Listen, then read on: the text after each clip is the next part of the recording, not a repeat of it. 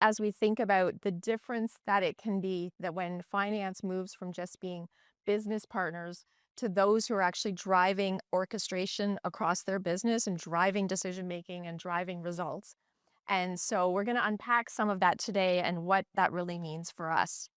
So, with that, my first question that I'm going to get into is, what does the shift from strategic partner to orchestration layer actually look like in practice? And what do you think that means that the team starts and stops doing?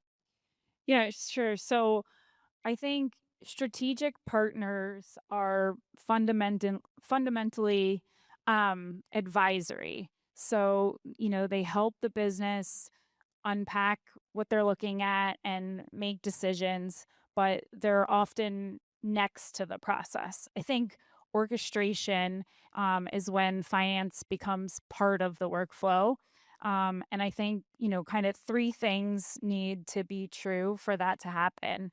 I think one is, you know, ownership, accountable ownership over three things: planning, systems and processes, and IT. I think when you have an FP&A team and an IT team and everything separate, you get alignment at best, but not orchestration. Two is, influence and ownership and authority over your dimensional model and your data. So that it can mean the same thing across systems. And the third thing is really having like a peer to peer relationship and understanding with IT. Not a ticketing system, but a shared roadmap and shared goals of where you want to move things to. When we're reliant on someone else's backlog, we can't really orchestrate anything. So, really having that understanding between teams. And how about you, Rose?